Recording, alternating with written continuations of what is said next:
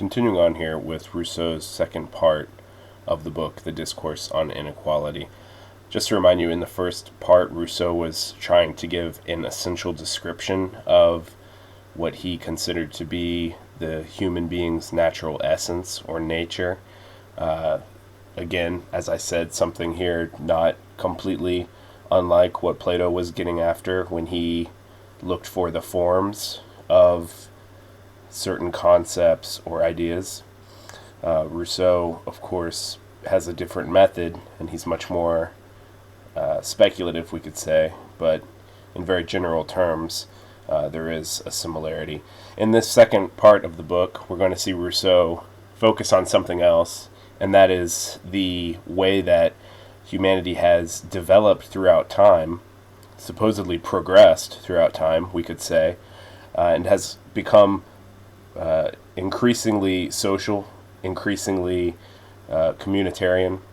And Rousseau's thesis in this second part will be that we think of a lot of these cultural, historical, social developments as advancements, right? As developments in a strict sense. But Rousseau is going to say they're not really that at all. They make us less equal than we were in the state of nature, and they basically, as time goes on, make us worse off. So there's a few big points of focus in the second part of the book. We're going to see Rousseau's critique of property. This is one of the most famous ideas from this book. As I said before in the lectures for last week, it's something that bears some resemblance to ideas that are in Marx, but they're also a little bit different, so I'll talk more about that. We have Rousseau's social philosophy, his analysis for how it is that people interact with one another, the reasons in virtue of which they interact with one another, and implications of these interactions. We have also Rousseau continuing to think through some of the problems pertaining to language and how language has been part and parcel of our development as human beings. We see some pretty technical philosophical claims that are made in the second part of the book, probably in the most quintessentially philosophical part of the text. Rousseau is going to talk about consciousness, how our consciousness evolved or developed throughout time with our social progress, and how not only consciousness, but the consciousness of someone else's consciousness, which we could call recognition, came to be something that was prized and held to be of central importance, and various problems sort of followed from that. Speaking of problems, we'll see also Rousseau take up a discussion of morality, what morality means compared to what we sometimes take it to mean, the sort of causal effects that brought about morality, and again, as I've said with quite a few of these points on this slide, the implications of our increasingly moral way of being as time went on. Rousseau will make some claims here that might surprise you. We'll see also in this part of the book Rousseau's economic philosophy. We'll see him describe why trade became necessary, and we'll see him sort of make some implicit suggestions for how trade and economics in general could be improved. And lastly, and this is something that's really shot throughout the whole book, but is particularly emphatic in the second part, and that is Rousseau's really well-known critique of government of a certain sense, because of course Rousseau thought the state of nature was a hypothetical, that we couldn't return to it, that we were past the point of no return, and so on. So we would need government, just not governments that were ones that didn't really take into account the will of the people. Rousseau, in another book called The Social Contract, kind of gives his recommendations or advice for how society should be set up in a way that works better for more people. And I'll talk a little bit about that in the end of the lecture for this book, or this part of this book. But the idea for Rousseau is always that an authoritarian or elite government comprised mostly of hyper-wealthy individuals would never be one that really behooved the majority of us, right? So any type of oligarchy, really ruled by the few, is something that Rousseau would condemn for pretty good reasons. So we'll see him working towards really the sort of open-ended question of this book, which is, well, what would be better? Students often, I think, understand a lot of the really negative points he brings up here, a lot of the problems that he identifies, but the question usually is, well, what do you suggest we do, right? Because Rousseau says a lot himself about, as I said just a moment ago, how impossible it would be to return to the beginning when we were happier and more equal, and so on. So he doesn't necessarily give super clear advice in this book for what we should be doing instead. He kind of focuses on the issues. But as I said, at the end, I'll talk a little bit about what Rousseau said in another book. And as I said, I want you to be thinking about possible changes that should be enacted if what Rousseau says here is correct, or at least some of the things he says are correct. Okay, so it's very much something for you to think about personally. So starting here with the text itself, I want to look at a couple of important quotes that come here at the beginning of the second part. So first of all, on page 44 in the Kress translation, the very first line of this second part is, "The first person who, having enclosed a plot of land, took it into his head to say, 'This is mine,' and found people who were simple enough to believe him, was the first true founder of civil society." So Rousseau here has already identified the condition, philosophically speaking, that defined civil society. And Rousseau says this condition was ownership of land, right? There was some first person.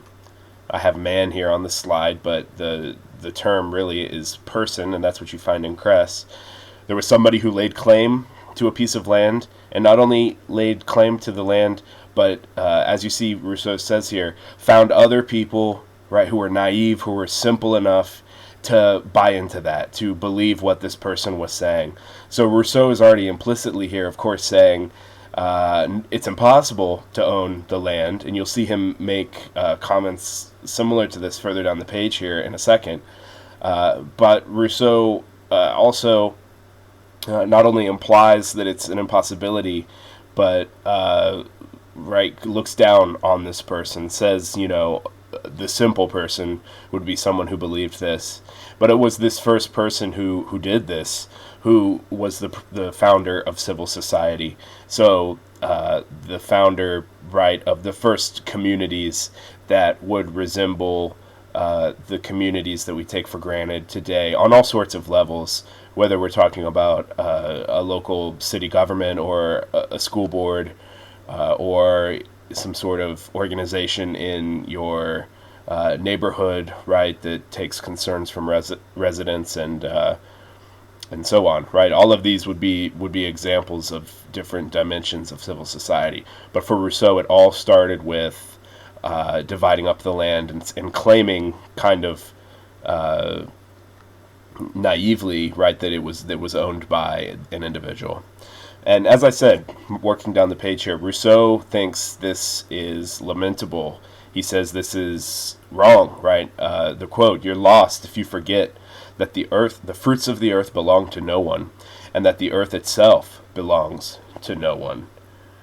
So I talked a little bit last week about how you'll see the kernels of eco-philosophy, ecological preservation in Rousseau. You see it really strongly on this page, right? Rousseau, already a few hundred years ago, concerned with the idea of laying claim to the earth, and also in laying claim to it, changing it in a way that would do violence or injustice to the planet itself.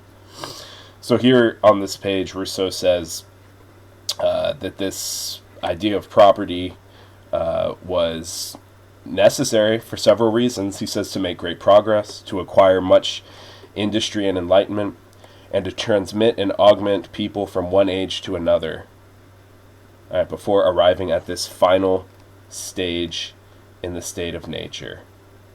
Right?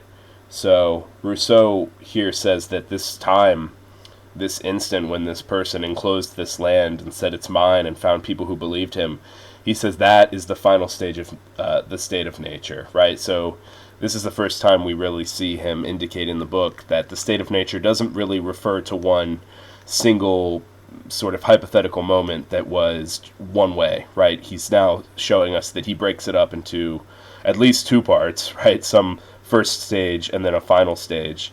But what's important for our purposes here is what Rousseau says next. He says, let us actually go back from here and see what led to this final stage in the state of nature where somebody was compelled to divide up the land and say it's mine. Let's see what brought us to this point.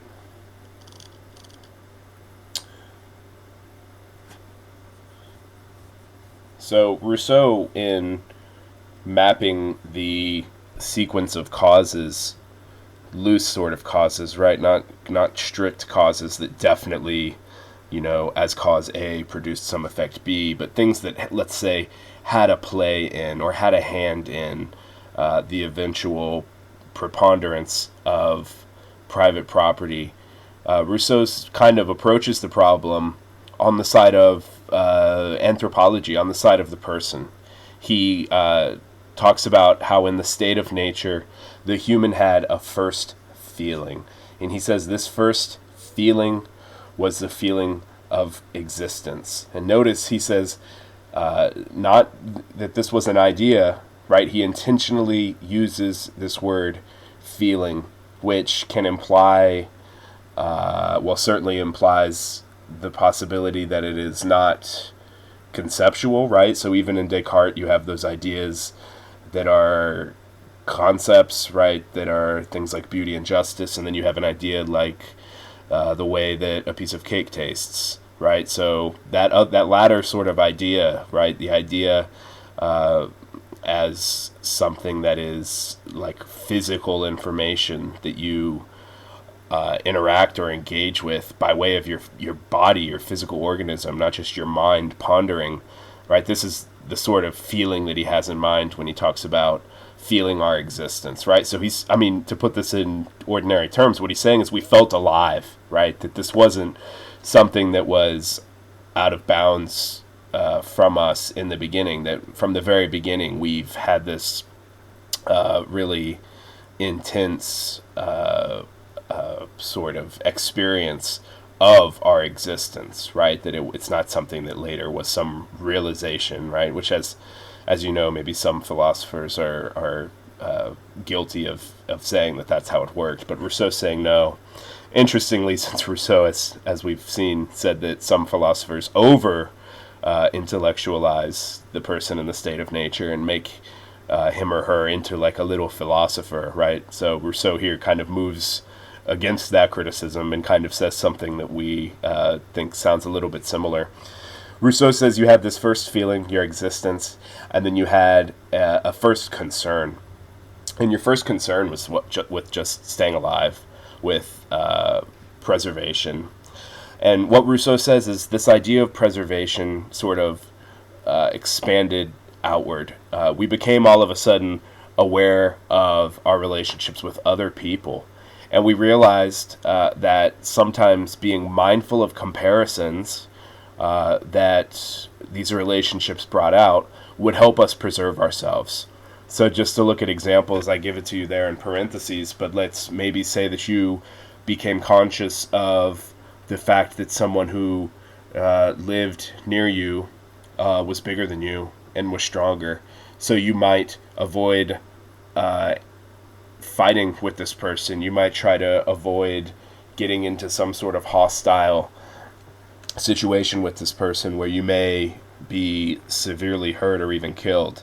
All right, so he's talking about just simple little situations like that with those comparisons that, at least from the absolute beginning, we weren't aware of.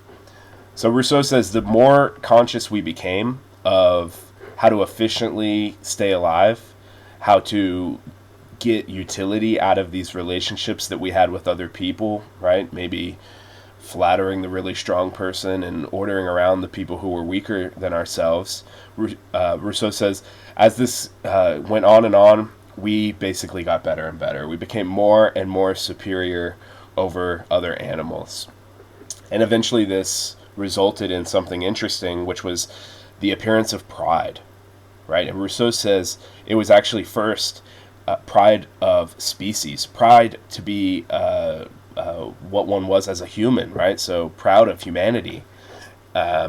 Rousseau is saying this actually eventually would make possible individual pride, that individual pride only followed from the pride that we all felt at first as humans, right? So that's an interesting sort of inversion there. We might expect the opposite to be the case, but Rousseau is saying it was something that started more broadly and eventually narrowed down to the individual.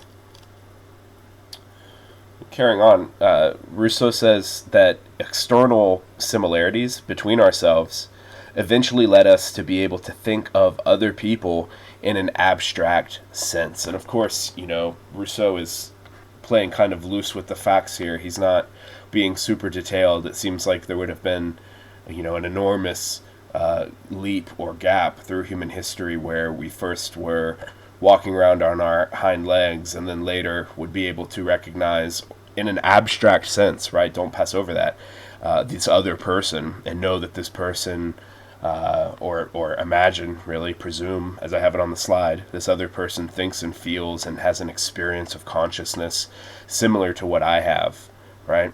So again, back to the first part of that there, it is the external similarity, right? Again, playing into this pride that we had as a species, right? Other people who were a member of your species were people who you kind of automatically had this affinity with, where you assumed this person is like me.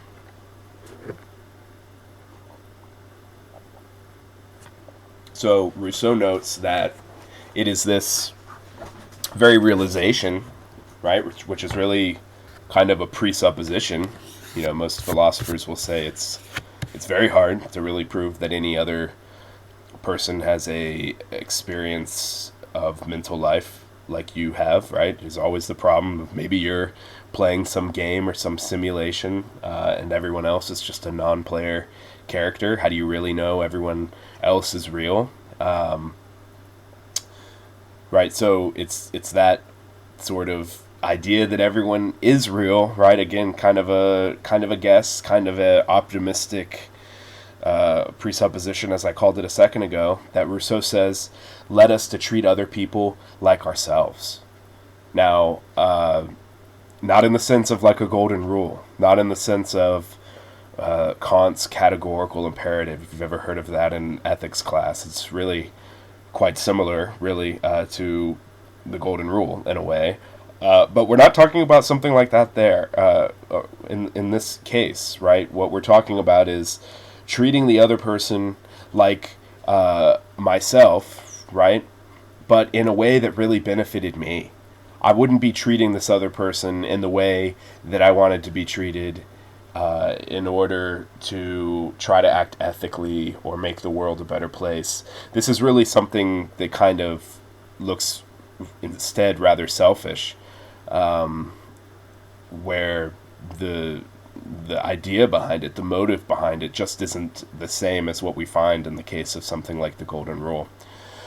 So Rousseau says it's this realization that might be a false one that first accounts for treating other people like ourselves, and this is how we eventually come upon the concept of the herd.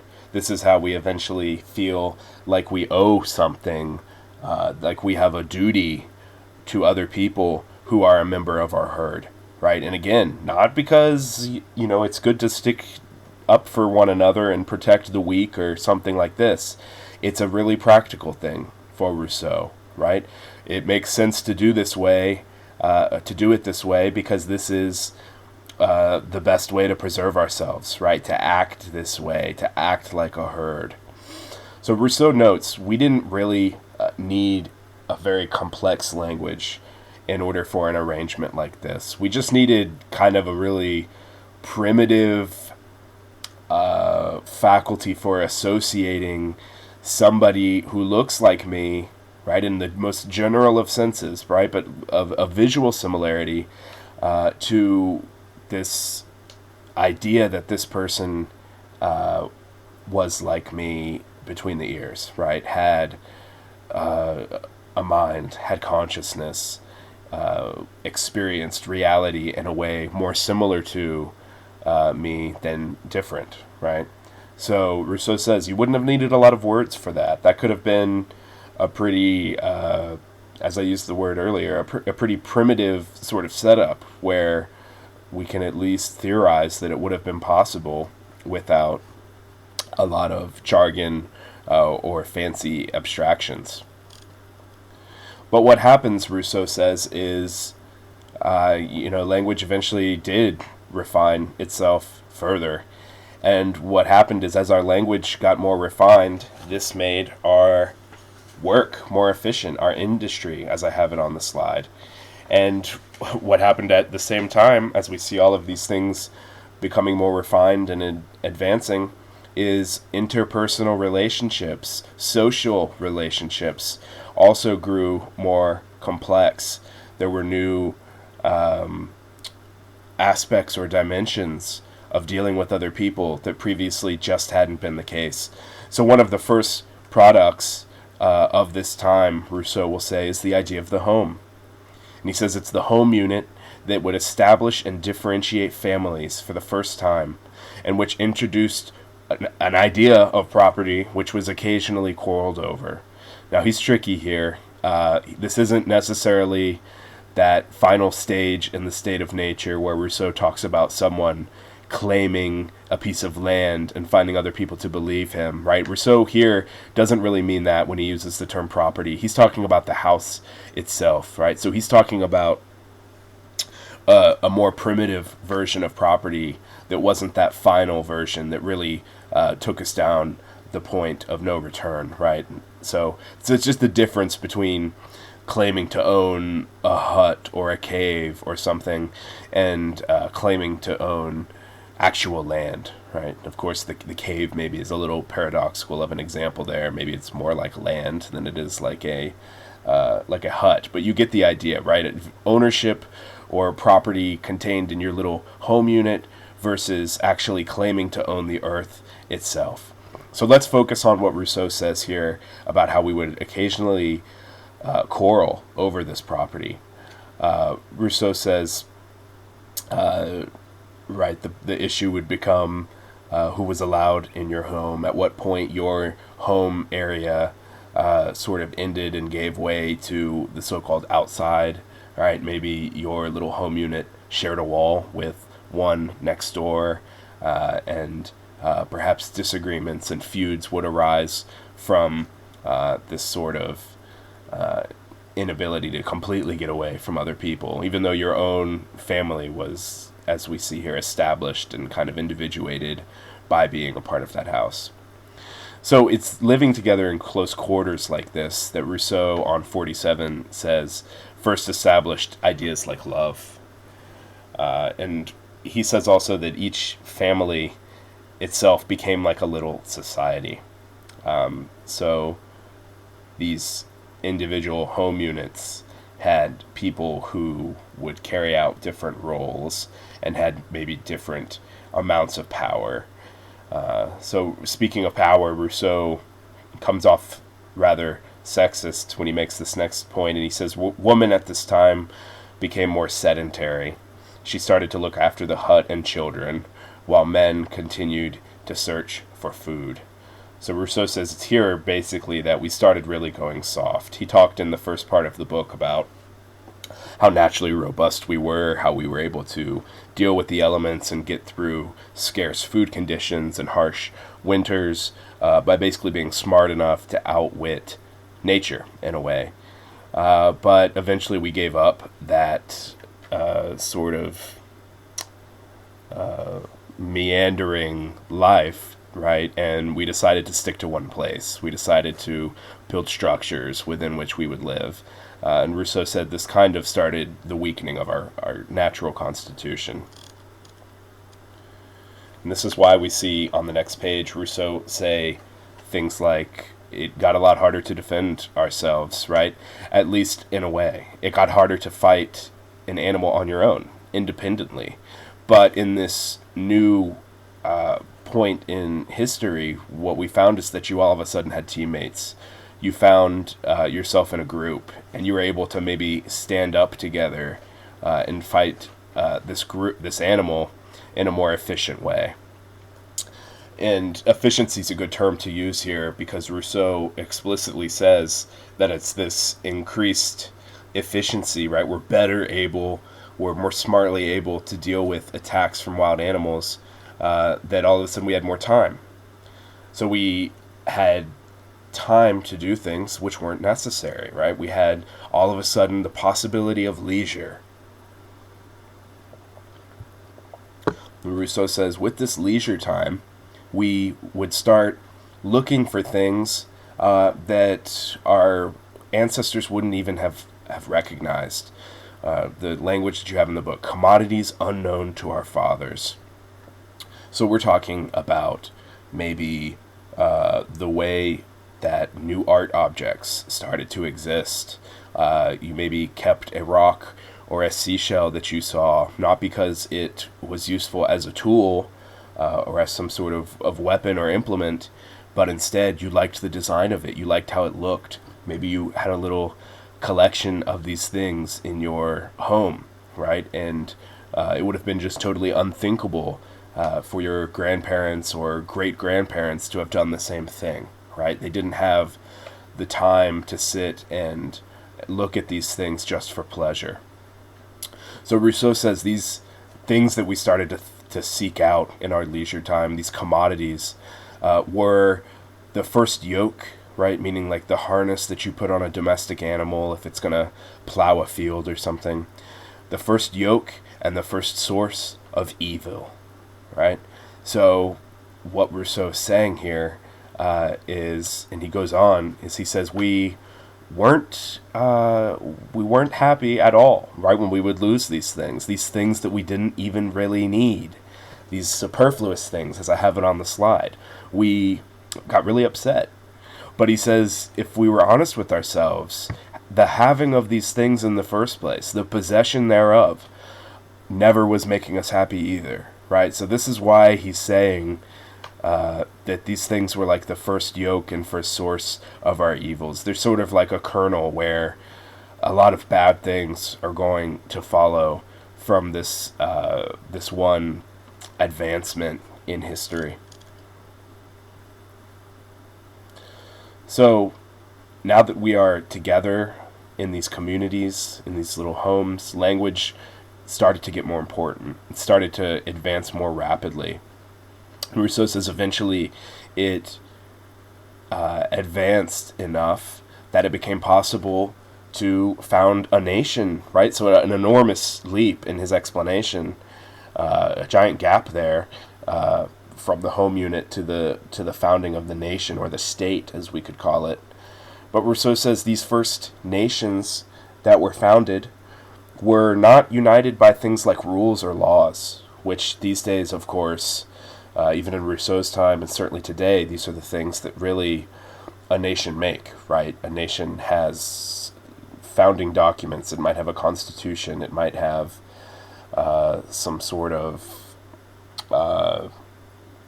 selection of articles, right, that dictate how the nation is to be organized in a political and governmental sense. This isn't how it was with the First Nations, though, according to Rousseau. Rousseau says all these nations would have had in common is that they would have been united by their customs and by their character. So, for example, the nation would have a common way of living and eating. And Rousseau said this didn't even really mean a whole lot, because this common way of living and eating really was caused by being in an area that had a specific climate, There were certain foods you could acquire more easily. There were others which were harder to get. There were ways of cooking that were more convenient. There were ways of cooking that were less so. Okay? So again, totally sort of arbitrary is the point here. These First Nations, right? That you have custom and character, but not like a nationalist who has a lot of pride maybe for custom and traditional heritage and practices and so on. Rousseau saying really these people kind of just had a very efficient and practical way of having a custom or character. It just had to do with the weather, really. So at the same time, these families in individual huts would start to relate more and more to their neighbors who lived next door.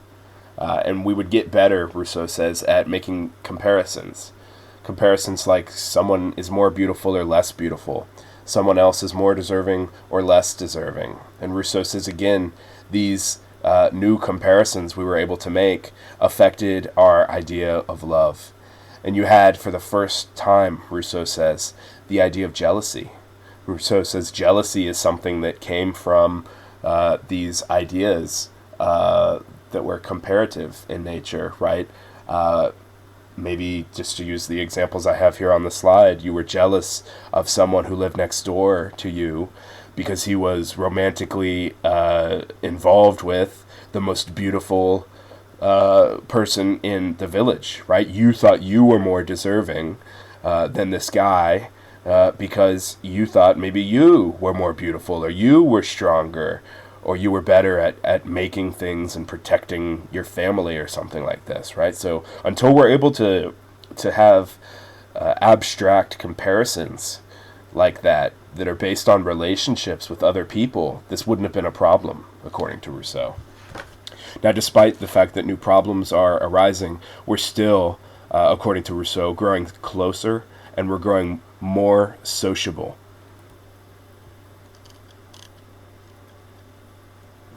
And again, there are negative side effects to this, coming down to, we could reduce it to the idea of recognition. Rousseau says on 49 that these people in these huts began to look at other people and they began to want to be looked at, right? It became all of a sudden sort of important for the first time to be a certain way, to be viewed a certain way, right? To want to be viewed in the first place.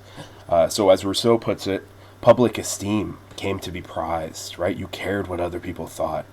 Rousseau says, he who sang or danced the best, he who was the most handsome, strongest, the most adroit, or the most eloquent, became the most highly regarded. And this was the first step towards inequality and at the same time towards vice. So that's a really important quote there. Focusing less so on the specific language that we find Rousseau making the claim, right? The first step towards inequality. But we want to think of this in terms of one of the most important, earliest things that led to inequality, according to Rousseau, right? Is these ways we viewed one another, recognized one another, and wanted to be ourselves recognized, right? So in the beginning, you didn't have this. In the beginning, you didn't have inequality that could have been based on anything like this, right? If we just didn't have the language, if we weren't able to even, remember as Rousseau said, recognize someone who you saw a week ago, or maybe even saw every day, you just had no idea that it was the same person. You weren't able to identify that same face. Rousseau continues on. He says, not only did you have all of a sudden this phenomenon of recognition, but it became sort of an expectation. Other people wanted to be recognized, and you yourself wanted to be recognized by these other people. And what would happen, Rousseau says, is if you didn't get that recognition, you would be offended. You would consider it an affront. And Rousseau says it's actually this thing here, this sort of expectation, this sort of basic understanding of what would be polite that gave our first sort of rise to the duties of civility, right? Acting in a sort of proper way with one another, not just being able to do or say whatever you wanted, but again, to use the word I used a moment ago, all of a sudden being polite with one another, right? It really was based on this kind of selfish sort of thing in the beginning, right? This recognition. Rousseau says anything that was wrong, which was intentionally done, would have been considered worthy of outrage. The idea here being that it was really personal, right? That anytime somebody did something that was wrong to you and you thought that they did it on purpose, intentionally, right, you would have been just absolutely irate with this person. Rousseau says this is why revenge would come to be very terrible, right? Even if it was maybe not so big of a deal what this other person did to you, but they did it on purpose, right? You considered it really sort of negative recognition, we can think of it. And this made us really quite wicked, Rousseau says. So Rousseau will say this is very suspect from an anthropological, scientific standpoint, but Rousseau says this is the stage that's reached by many savages, and they don't go beyond here. Rousseau's talking about indigenous people who, would have lived in a place before colonizers and pioneers and so on came and so-called, supposedly discovered whatever this place was. And you still have a few groups of people on Earth today, right, who are kind of separated away from society and the world and whatnot. But it would be interesting to see if Rousseau really is correct here when he says that this is the final stage that you'll see most savage humans be able to reach in a social or cultural manner. But what's true of this point in time that we've sort of speculatively and hypothetically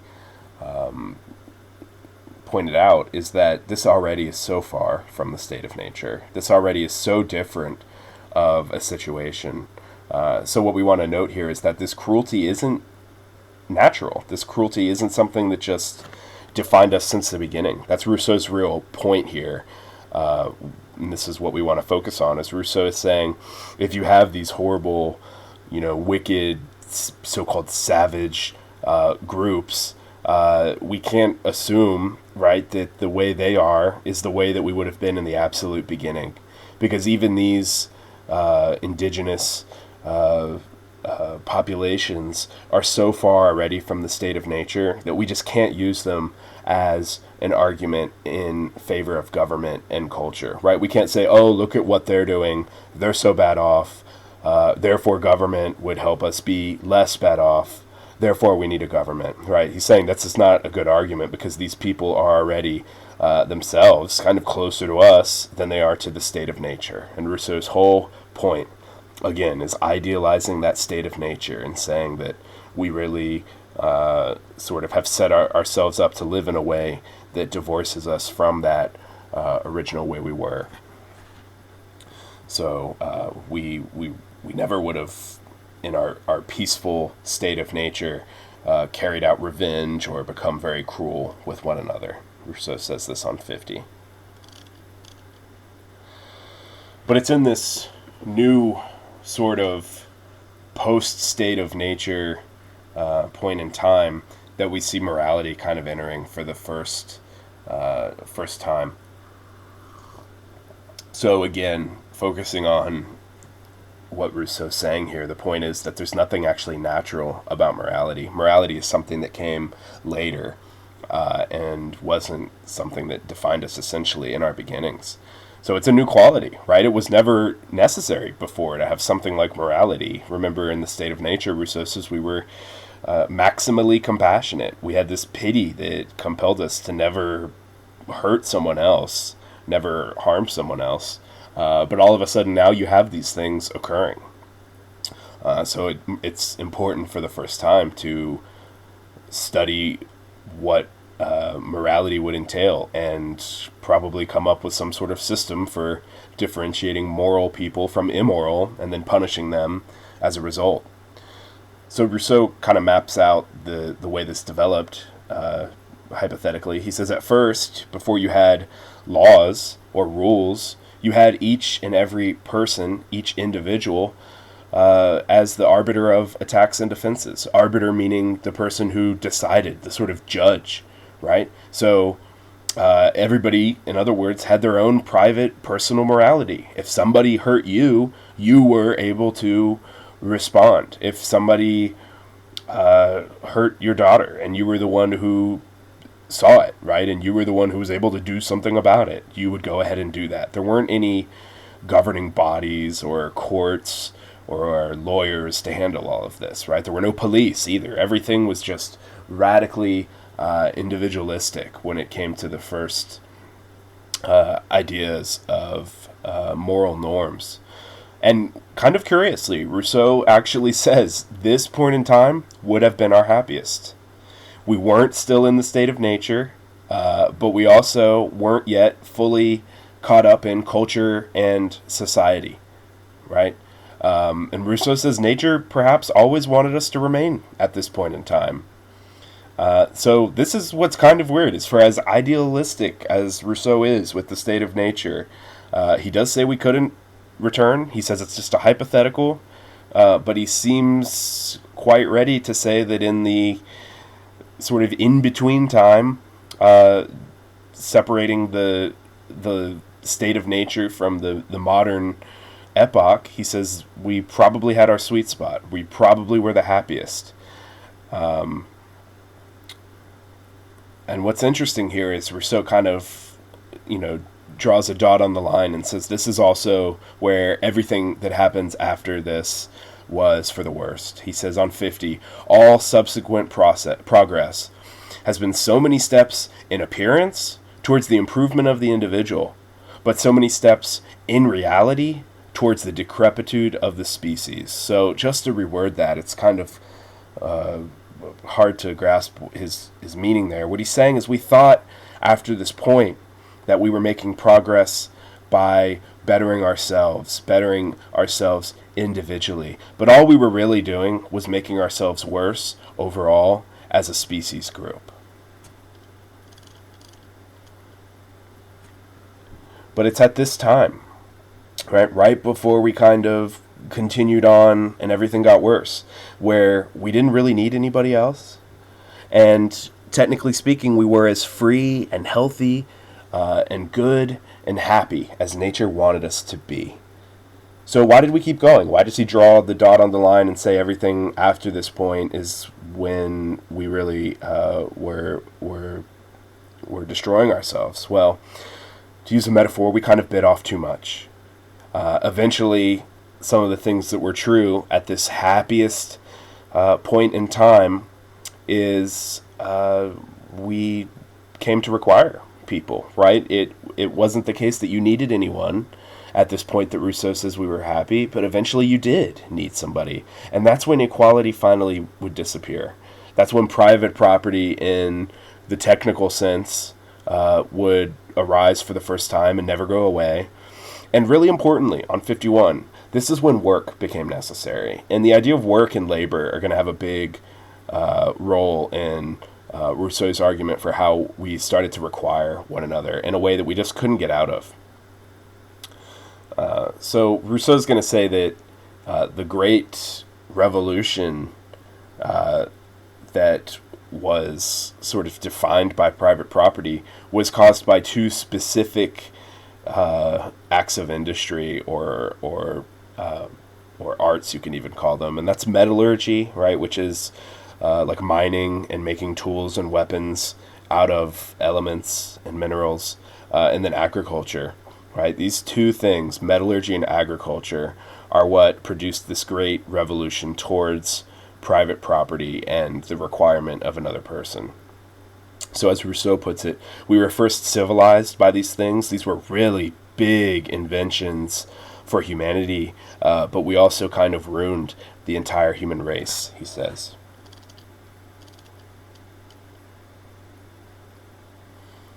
So as soon as we started dividing up the land and saying, as soon as we started cultivating the land in a way that required returning to the same place every day to work on something, whether it was growing crops or mining the earth for minerals that you were then going to turn into swords, right? It became necessary to kind of make that move that Rousseau talked about in the beginning of the second part, where you claimed that you owned a specific piece of land, right? So Rousseau says division of the land followed from cultivation of the land. Everything had to be split up, right? You had to have your part of land where you were going to work, and where other people knew that they weren't supposed to try to work. It was your spot.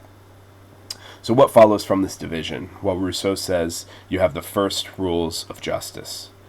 And again, remember that earlier he said you had no rules. Everything was just individually governed by people.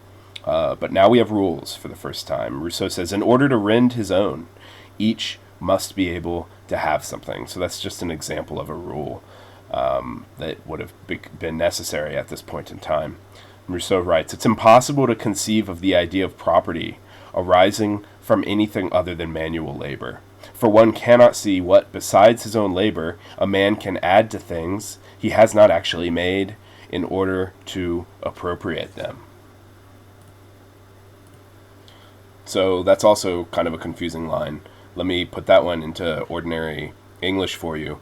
What he's kind of saying is even the farmer who grows the crop, he didn't actually make the corn, right? He helped facilitate the process, kind of. He added order to it, but he didn't really make it out of nothing. Nature made it. So Rousseau is saying labor is kind of this abstract idea of involving oneself with something in a way to sort of lay claim to it when really no one has any claim to it at all. So he's kind of construing it as a sort of phony thing. But he says that it's labor alone which gave the person who works on the land the right to the land. So labor, specifically in the arts of metallurgy and agriculture, is what gave somebody this first sort of right to say that he owned some specific part of the land. So we'll start with this turning point in the next and final lecture on the second part of the book.